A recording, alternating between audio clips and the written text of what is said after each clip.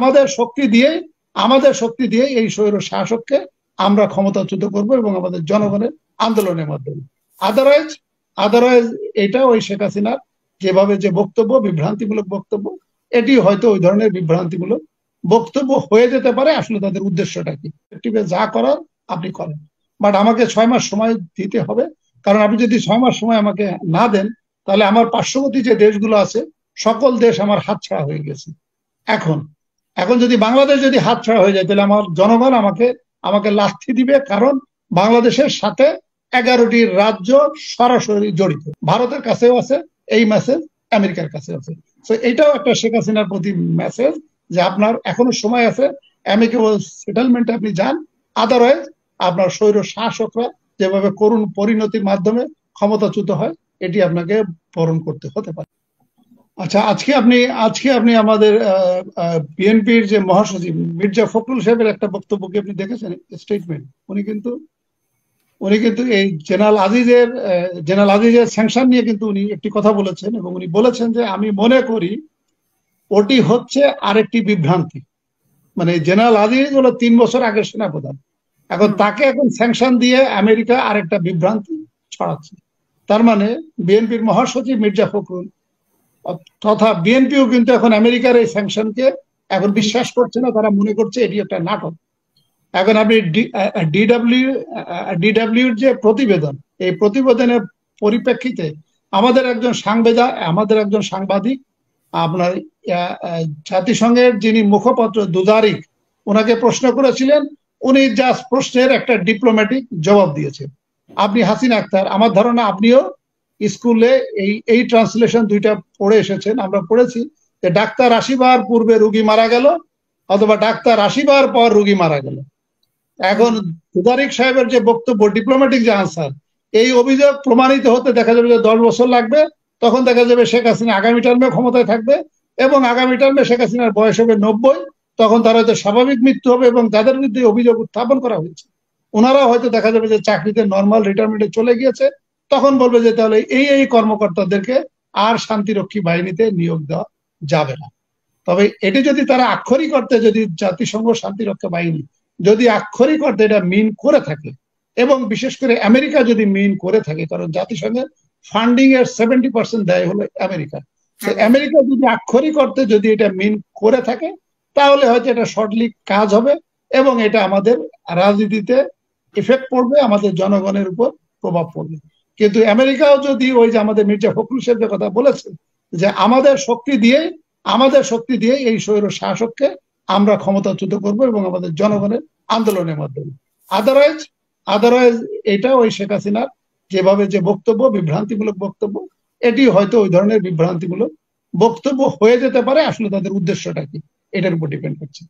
জি, আমি আরেকটু যেটা জানতে চাই যে মানে এই নির্বাচনে তো জেনারেল আজিজের কোনো হস্তক্ষেপ ছিল না। তো এই নির্বাচনের ব্যাপারে তারা বলেছিল যে স্যাংশন দিবে, ভিসা নিষেধাজ্ঞা দিবে। তো হঠাৎ করে ওনাকে কেন টার্গেট করলো? এটাও যেটা আপনি বলেছেন সেটারই কি অংশ, যে একটা নাটক তৈরি করার জন্য? না, আমি আপনাকে স্পেসিফিক আমি বলছি না যেটা নাটক, আমি এটা বলছি না নাটক।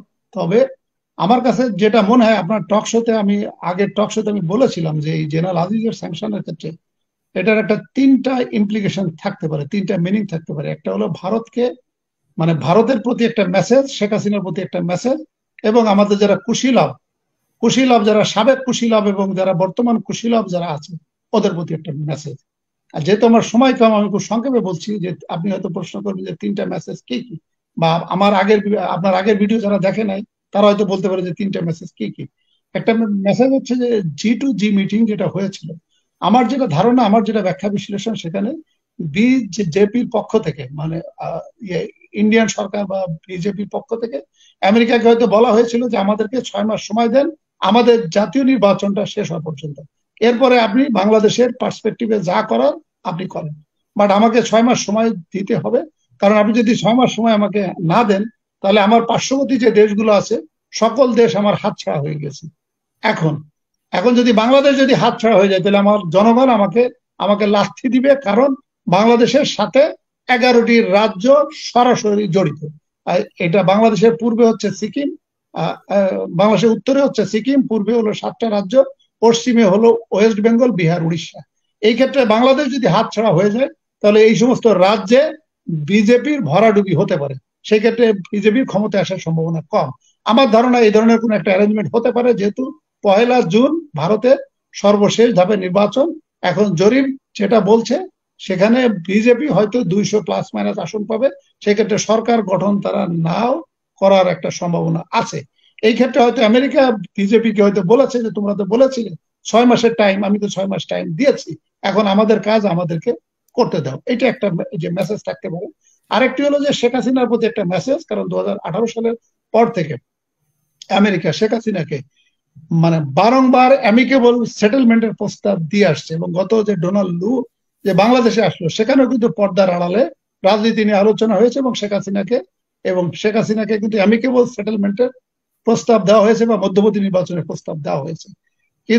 কিন্তু আপাত দৃষ্টিতে মনে হচ্ছে যে শেখ হাসিনা কোনো ফর্মুলাতে উনি যাবেন না। উনি ভাবছেন যে ভারত তার পাশে আছে এবং ভারত তাকে ক্ষমতায় রাখবে।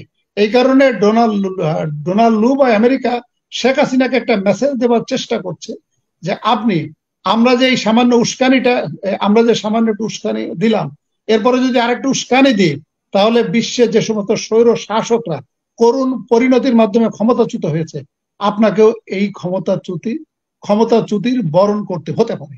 এইটি একটা শেখ হাসিনার প্রতি একটা মেসেজ, কারণ এটা আমেরিকাও জানে যে বাংলাদেশ ব্যাংকের যে রিজার্ভ এখন $7.42 বিলিয়ন, যদি আমরা ডিউজ গুলো বাদ দিই আর হ্যাকিং এর যে বিষয়টা এটি যদি সত্য হয়, অথবা হ্যাকিং এর বিষয়টা যদি আমি মিথ্যাও ধরি, তাহলে 5 থেকে 6 মাস পরে the country will turn as like Sri Lanka and Pakistan.